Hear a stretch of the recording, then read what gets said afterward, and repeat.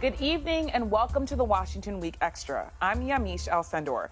It's been 6 days since 17 missionaries were kidnapped in Haiti. The group, which includes 16 Americans and 1 Canadian, were taken by the notorious gang Mawozo, or 400 Mawozo. After visiting an orphanage east of Port-au-Prince on Thursday, the gang released a video threatening to kill the missionaries if a $17 million ransom is not paid. The case is putting the spotlight on the issue of insecurity and gang violence in Haiti. Here's a Haitian protester pleading for the release of the group. This protester says these missionaries do things for us in our village the government doesn't. They've handed the country over to the gang. We demand their release because these missionaries are everything for us here. Still, White House Press Secretary Jen Psaki insisted the United States does not negotiate with terrorists and groups holding hostages. The fate of the missionaries remains uncertain. Joining me tonight for the latest on Haiti, Jacqueline Charles, Caribbean reporter for the Miami Herald. And joining me here at the table, Mike Memoli, NBC News White House correspondent, and Seung Kim, White House reporter for the Washington Post. Thank you, all of you, for being here. Jackie, I want to start with you. You're the best reporter on this subject when it comes to Haiti. Talk to me a bit about what these kidnappings, what they really say about the state of Haiti, the insecurity, the turmoil. No one is immune. Everybody is sort of paying attention to the kidnappings today. But, last year I wrote about 2 Haitian Americans. One of them was an active member of the U.S. military who was kidnapped. This is something that Haitians have been living with day in and day out. It's just a state of terror in the country. It is a state of terror in the country. And I wonder, when you talk to people and you talk to them about these missionaries being kidnapped, how surprised are they and how do they think this might get resolved? I wonder if you could talk a bit about sort of how other kidnappings have been resolved. Let me just tell you, while everybody is focusing on these 16 Americans and 1 Canadian, there is currently a pastor, a Haitian American pastor, who has now been in the hands of gang members for 3 weeks, along with a member of his church. They paid reportedly $300,000, and neither one of them has been released. So this is how Haitians are processing it. That on one hand, it's like, oh my God, they actually kidnap Americans. But on the other hand, this is something that we are living in every day. But everybody is watching this very carefully, because what folks have said to me is that if the United States negotiates, if the United States pays this ransom, then it's just going to be field day with kidnappings, and nobody is going to be safe in that country because the gangs will become even more emboldened than they are now.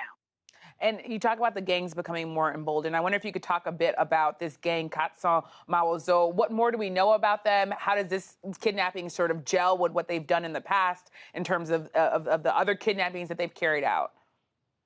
So Mawozo, 400 Mawozo, they control the largest territory in Port-au-Prince. They're located east of the capital. It's the road that connects Port-au-Prince to the border with the Dominican Republic. It connects Port-au-Prince to the central part of the country as well as the north.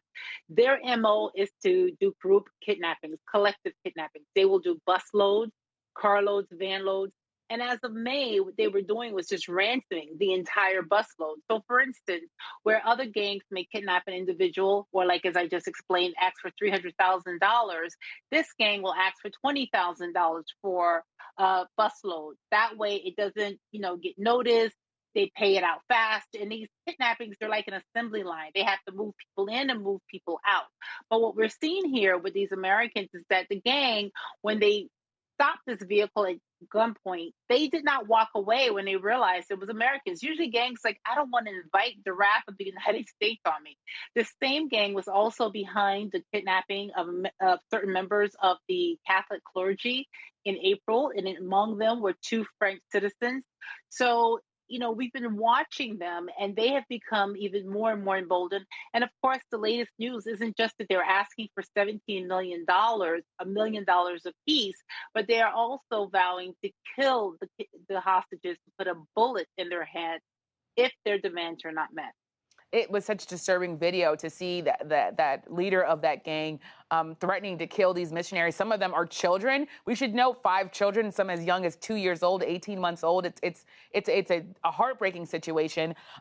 Mike, talk a bit about the Biden administration's stance on this. I know that the president's getting briefed regularly on this, but also What's the broader outlook here when you think about the U.S. policy toward Haiti under the Biden administration? Well, this hostage situation, it's a very troubling case, but it's very much symptomatic of a much broader problem.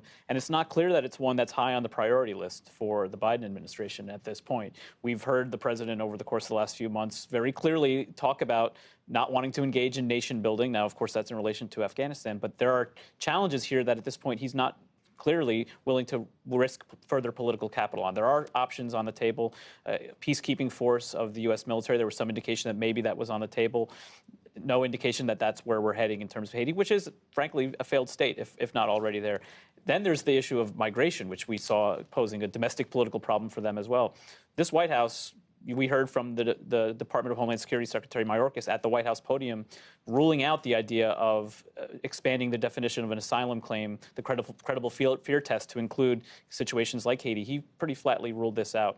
And so it's not clear, short of this problem unfortunately escalating further, what would jar the Biden administration into further action. At this point, they've deployed some FBI agents. This is a law enforcement matter from their perspective, but not clear that there's much more of a solution that they're willing to engage in at this point. And Seung, I wonder if you could talk a bit about President Biden's reaction to when he was questioned about going to the border, but also I wonder what you're hearing from Republicans and how they might be trying to use this against President Biden, because obviously immigration and talking about the border is a key part of the Republican sort of talking points against this administration. Right. The challenges at the border have certainly been one of the most significant challenges of the Biden administration so far, because a lot of it is out of their control. And that's why, from their perspective, they've been really trying to focus on what they call the root causes. And that is what Vice President Kamala Harris has been tasked with, trying to resolve. Obviously, she went to Central America to deal with that issue.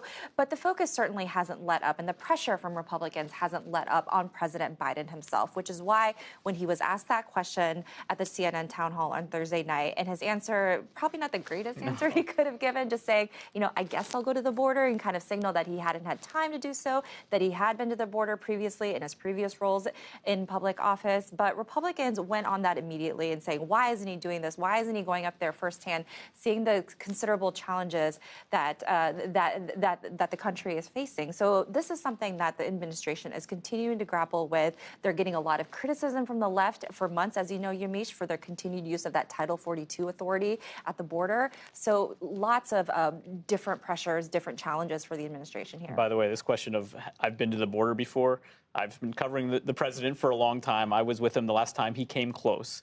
He landed in El Paso to drive to New Mexico. Driving by the border is not what Republicans are really looking for in this case. Yeah. It's a drive-by solution, quite literally. But the point from the White House is that's a public optics thing where he's actually doing the work to try to deal with the more systemic challenges. Photo op is not what they're after here. Jackie, talk a bit about the Biden administration's policy toward Haiti. And you wrote this smart piece about the idea that, solving Haiti has to be a critical part of the Biden agenda, or it will continue to haunt this administration. Exactly. I mean, it was sad to hear just Mike say that this is not a priority for this administration. The reality is right now the administration does have options. Maybe they are not good options because each one comes with its own set of challenges. But if the administration allows this to continue to escalate, the United States is going to find itself in a position where it has run out of options.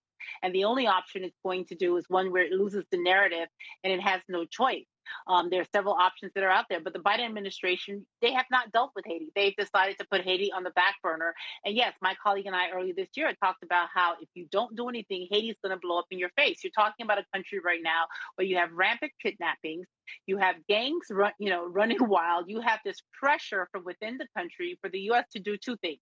One, to sort of let Haitians lead, stop dictating what the policy should be, but also at the same time to do more. And I understand that the administration is getting sort of mixed signals or contradictions, but this is the same United States that was pressing Haiti to go to elections. We have to remember the president was assassinated on the 7th of July. Then a month later, there was this tragic, devastating earthquake. Today, the gangs are preventing humanitarian aid trucks from going in there. And just this week, there is a gas shortage. There is not an ounce of fuel in any of the pumps.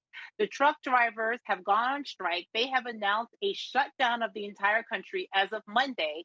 Why? Because one, the gangs are kidnapping fuel truck drivers. They're ransoming their vehicles, selling the fuel on the black market. So all of these are problems, and this is a country just hundreds of miles, less than 1,000 miles from the shores of Florida.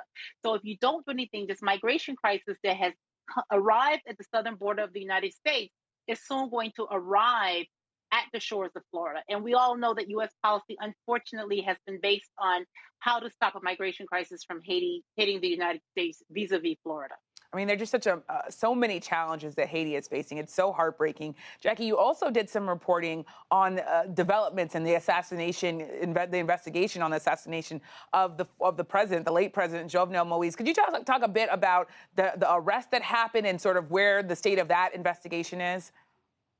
So exactly. And let me just say the United States has been assisting with this investigation. And just this week, it was announced that a key suspect, Mr. Palacio, who is Colombian, he was actually the only Afro-Colombian in this hit squad of ex-Colombian military who are accused of assassinating the president. He was found in Jamaica. So right now, what you have going on in the United States is that basically U.S. officials are trying to figure out how do you get him to the U.S., or do you have him extradited to the U.S., or you have him sent back to Haiti? And the issue with that is Haiti is a country where the justice system is not functioning. There's no telling if they will ever be able to get to the bottom of the assassination of the president. That's why they requested the help of the United States. The Colombian government has complained about the conditions in which the 18 ex-Colombian militaries are being kept. So we're watching this very closely to see what happens to this gentleman. Where does he end up? And ultimately, can he provide some sort of light on this assassination? According to his fellow Colombians, he was part of this team called the Delta team. It was a 4-man team that actually gained access to the president's private bedroom based on the Haitian police report that the Miami Herald obtained. But that report still doesn't say exactly who pulled the trigger and not only assassinated the president, but tortured him before they killed him. I mean, there's just so much there to unpack, Jackie. I'm so lucky to have you to come back to Washington Week time and time again to break it down. Thank you so much for just being here. Of course, we'll have to leave it there. Thank you so much to Jackie. Again, thank you to Mike and Seung who are breaking down the sort of domestic side of this.